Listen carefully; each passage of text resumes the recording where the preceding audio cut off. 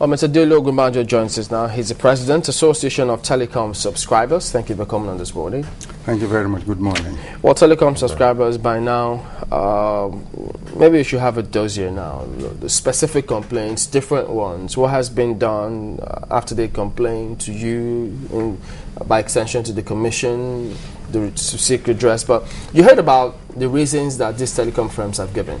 Infrastructural challenge. That's realistic, isn't it? Should we give them the benefit of the doubt? Or why shouldn't we? A little bit of yes and so much no. Yes. Why do I say so? Yes, every business enterprise must have challenges. And basically, yes, they are having challenges. The regulator is saying, yes, given these much parameters and all that, there are basic minimal key performance indicators you have to meet. You have not met it. So, fines. Don't forget, in 2007, such things happened, and rather than fine them, they were directed to give the various consumers or subscribers on their network some credit, which was 175 naira then. That was okay. That was some level of succor to the consumer. Like, look, I'm being shortchanged now. At least I've gotten some form of compensation. May not be, you know, what we actually expected, but we've got something. It was a succor. But right now, the regulator has now said, yes, these fines must be paid. Sorry. The direct sufferer are the subscribers.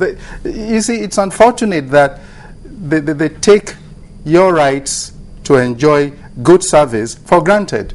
It's unfortunate, and we are still appealing to the Nigerian Communications Commission to please look at, to succor the Nigerian subscriber who has been deliberately, shortchanged all these while. Why, or if you haven't, why has the subscribers union, your yes. subscribers association, taken any of these telecom firms to court before?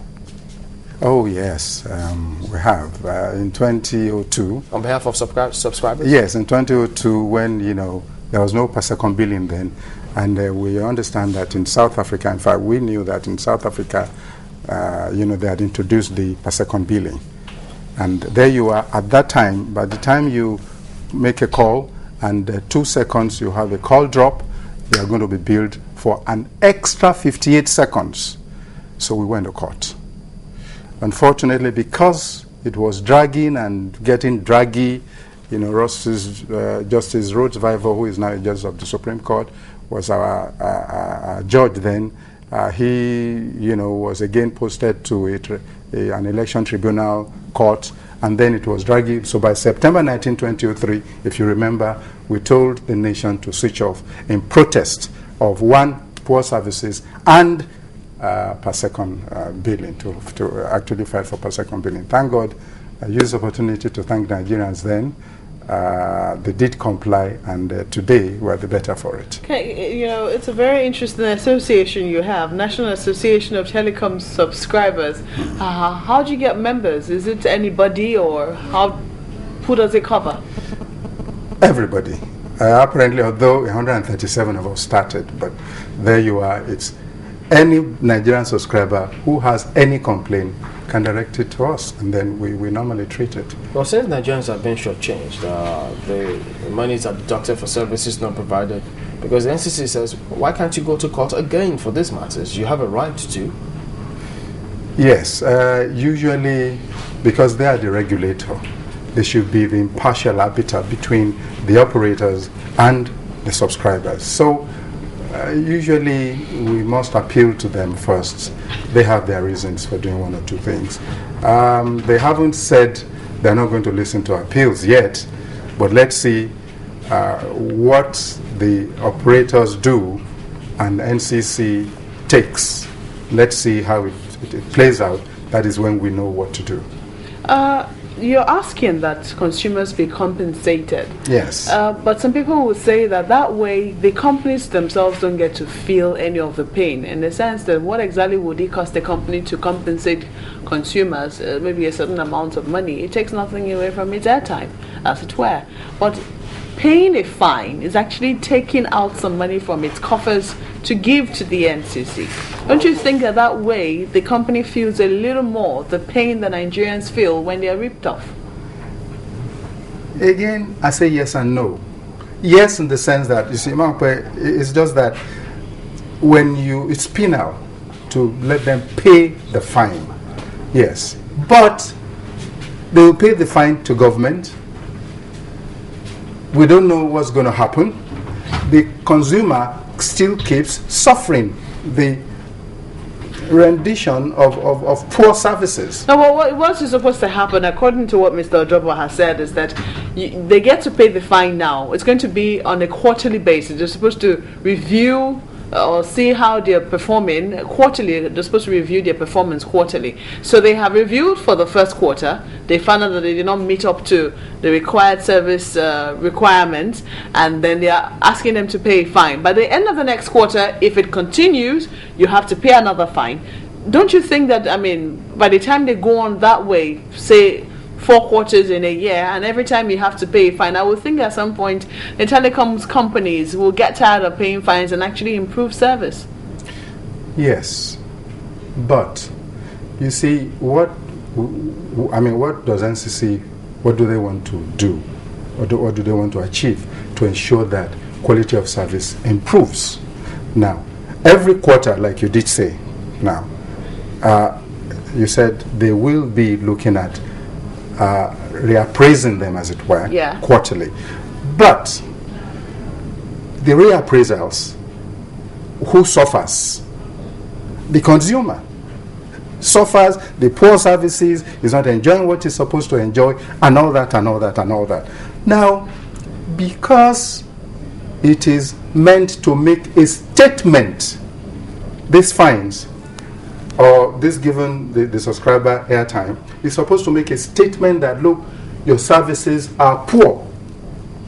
Okay. You see, they are making the statement, but every quarter now, if they say, okay, every quarter, yes, you fall short of quality of service, give, perhaps, the last time it was 175 naira, maybe if you fail again, we're going to give them 1,000 naira. You see, things like that. Yeah, but they are supposed to make statements, and they are making it already to say that, yes, your services are poor, but we are still the sufferers. And whether you like it or not, we are still the ones to pay for the fines. Does your association... We are still going to pay the fine, indirectly or directly. Do you collate specific complaints of subscribers?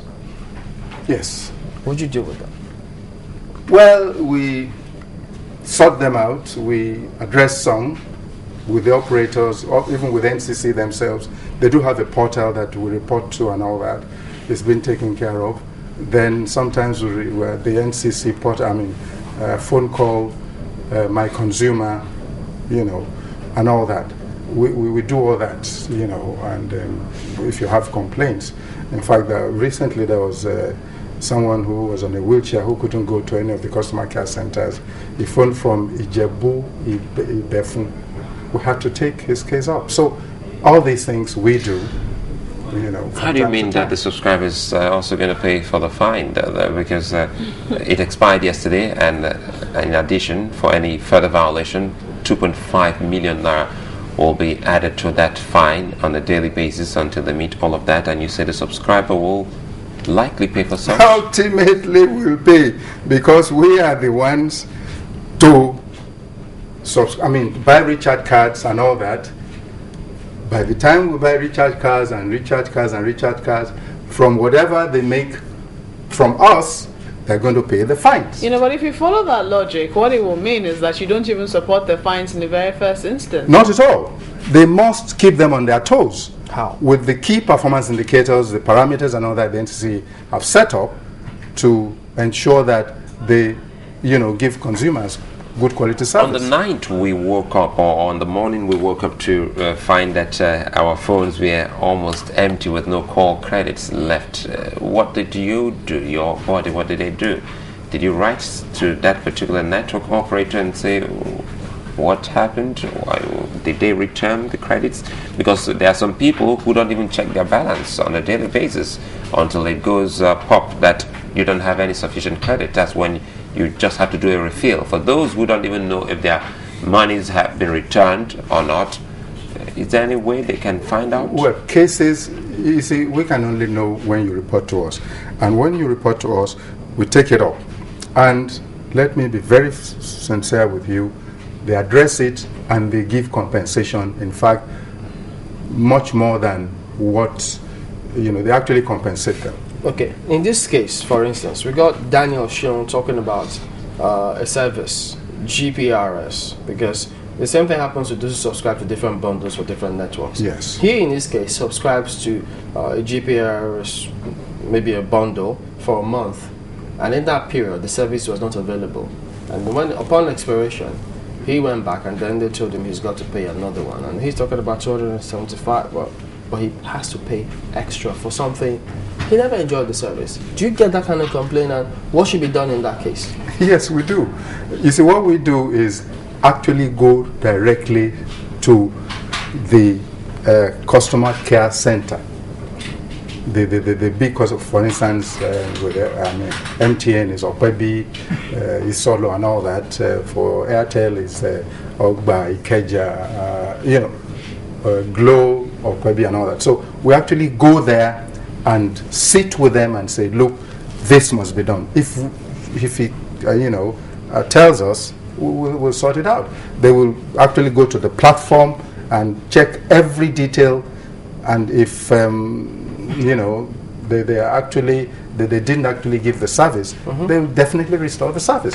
What about We've always done that. Okay, well, what about the situation where, for instance, if you buy maybe 5 gigabytes, yes, it's supposed to also last you for a month, and then you don't exhaust it in a month, maybe you use 2.5 or thereabout, and at the end of the month it's all gone. People are saying, listen, if I buy 5 gigabytes, let me when it ends, I'm the one to say, well, I want another one. Not that you put a time frame, whether or not I use it, I've got to pay for another one. It is not accumulative. You must have, you see, a number of us don't read this SLA, service level agreements. For instance, are there any in this first place? Oh, yes. You see, when you buy a SIM, no, I'm talking about. They are all there. Then in the package, if you look at their flyers, they will always say, it lasts for it expires so dates. They say that. I get that. So you cannot accumulate. So the moment, if you now use 4.5 gigabytes and there is 500 meg, sorry. We're wondering if a body cannot pressure those service providers to actually change clauses like that. The same way they did for per second billing. Yes. We have, but they said because they have told you in the bundle. They did not tell us about the per second billing. Initially said that it wasn't possible. No, but then we were being shortchanged. 58, if I call and it's 2 seconds, I'm going to pay an extra 58. But you knew about it. I mean, are you still No. In this case, you have paid for 5 gigabytes. They have given you the 5 gigabytes. You see, and the consumer is saying that I should be paying for another one when it's fully exhausted, not to be tied to a month. T-Mobile, now let's be calling names. T-Mobile, for instance, or AT&T, they don't tell you it's tied to a month. Oh. It's when that particular gigabyte is exhausted that you go back for a refill. Yes. So why can't we... the clause was not there. We are helpless. What is it about Nigeria that we can't take such clauses and such technologies down here and start to operate there? It's evolving. Now, we are looking at an operator is evolving. We are looking at an operator that will say, okay, right now you don't need, we give, you pay for the bundle, it is when it evolves. Because the clause has been put there, is inserted. So we are helpless. The law covers them. They have put it there. The operators, do they assist your union, the subscribers association? Do they sponsor you sometimes? At all. Because people have been asking since 2002. We are 10 years this year. Since 2002, there has not been any support. So how do you get funding? How do you run this? Are you a charitable organization? Not at all. It's just that some of us are so committed. There are, some of us journalists, some of us lawyers, some of us, we just are coming together to say, look, sometimes some of these things we just have to, look at the consumer of these services and say, look, you must not be shortchanged. You must. What about the issue of toll-free lines? I call it customer service, yes, and sometimes they put me on hold, play music for me just as if I don't have a radio for hours, and sometimes you're being billed by some of these people, and sometimes it's even dropped without no one calling you back to ask why you were calling in the first place. Thank you very much. Only 2 weeks ago, I was saying, for instance, broadcast stations abroad, the moment you are saying, call so line, usually that line is toll-free, usually, most of the time. But here, sorry, it's not the same. Like I did say, we're evolving. We have started, moving towards that. Did they tell us to in the fine print? That's part of the fine print. No, that is not there. We have to actually struggle to ensure that that is done in Nigeria. That is the next phase of our struggle. So there you go. Even the one on the SLA, the one that is done on the SLA, they're all just being violated. And yet they think that the ones on the SLA will be stuck with. Wow. That's really sad about this matters. But who knows what happens at the end of the day. But these fines that they say, did your association speak up about the fact that NCC says it was only until this year that they were able to gazette some of these guidelines? You didn't speak up about this before now. Why? Quite honestly, I was shocked because I never knew that it was only this year it was gazetted. I didn't know that because I thought, you see, the NCC, they have NCC Communication Act 2003. I thought a number of things were put there, and I felt, it was covered. But unfortunately, I was shocked too, honestly.